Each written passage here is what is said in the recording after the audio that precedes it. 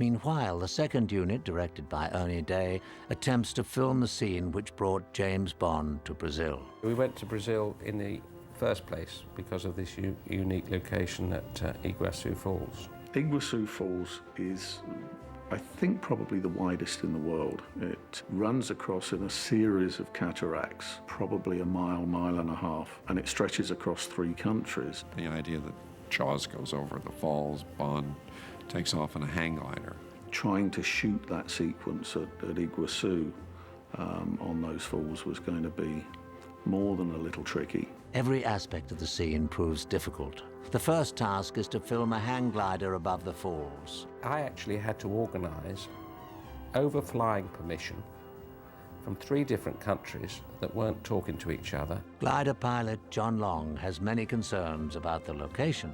You know, hang gliding in the South Downs in England is a completely different deal to trying to do it in the tropics over the top of a waterfall with the updrafts and downdrafts and the water spray and everything else. We didn't have enough fuel in this thing for him to do anything more than land, hopefully, somewhere in the vicinity. After several sort of aborted attempts at flying round, he eventually gave it a shot at just flying over.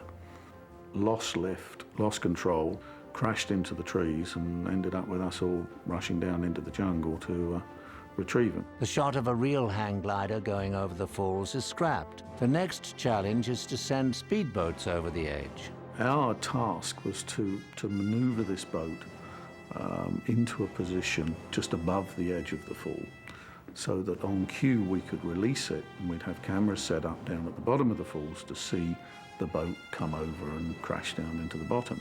After days of work to manually position the boat near the falls, the crew is finally ready to shoot the big event. We got the boat out there.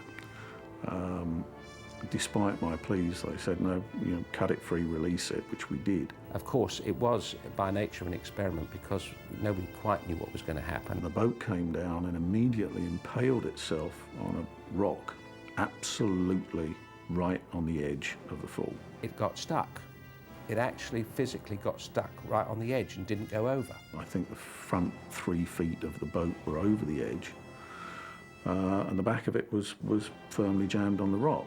And it sat there tittering on the edge of this huge, you know, the second largest falls in the world. And to get the scale of it, there was a little pimple sitting right on the edge of the rock there, and it failed to go over. The water at that point was, on average, probably about 4 feet deep, solid water pouring over the edge, and it's 300 feet straight down. In a very foolish, weak moment, I said, well, if we get a helicopter, and we'll fly out with a helicopter, and the helicopter can lower me down onto the boat, and I'll try and push it over.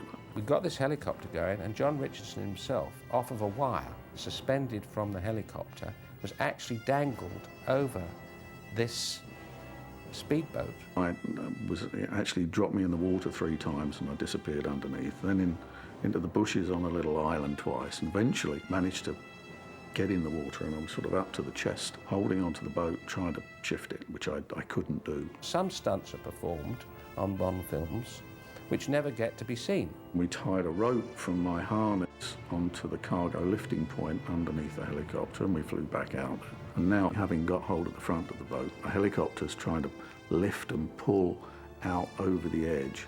I'm sort of holding on desperately, and my arm's getting longer and longer.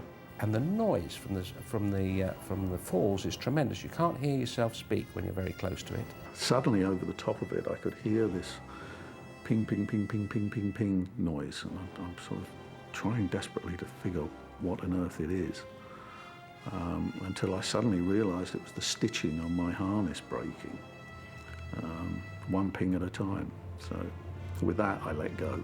Now that in itself was probably a bigger and better stunt than you're ever likely to see in the movie. But that was just to get to the stunt. As luck would have it, it poured with rain about 100 miles upriver overnight. When we came out in the morning, the boat had gone, so I was extremely relieved. The sequence is ultimately completed at Pinewood Studios using miniatures. The boat chase itself must be filmed in Florida. In the end, including background plates and special effects shots, the falls appear on screen for less than 1 minute. James Bond proves unable to conquer Mother Nature. Moonraker launch program, now commencing. The question remains, will the filmmakers be able to have 007 conquer outer space? Said, look, don't keep telling me it's going through the camera every day. I prefer not to know. Just tell me when it's over. Moonraker 2, liftoff. For Derek Meddings, Paul Wilson, Robin Brown and the effects team, it is not over by a long shot. Using magnesium flares and projector bulbs to simulate the flaming exhaust, Derek Meddings creates the most realistic rocket launches seen on film. Meddings must create the contrails of a space shuttle in flight. To achieve this, Derek used salt. We had a very, very small shuttle, and it was hollow, and we filled it up with salt. It was pulled up on wire because all the salt inside it emptied out and gave us this lovely sort of trail which looked like the smoke from the rockets. Meddings must also figure a way to realistically blow up a space station in the vacuum of space, where flames will not burn. He suddenly had this brilliant idea, and he got a couple of shotguns, and we closed the stage down, sealed all the doors, and we shot it to pieces with 12-bore shotguns. Lewis Gilbert's remarks when he phoned us were, wow. I think the combination of Paul Wilson and Derek will never be matched. Great credit to Derek Meddings. Very, very clever. The wonderful models. Brilliant. The groundbreaking special effects earn Moonraker an Academy Award nomination.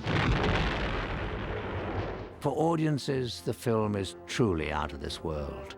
Filmed in 4 studios, 7 countries, 3 continents, and costing more than the budgets of the first 6 007 adventures combined, Moonraker is larger than life in every respect. If this film is as good as we think it is, they'll want another one.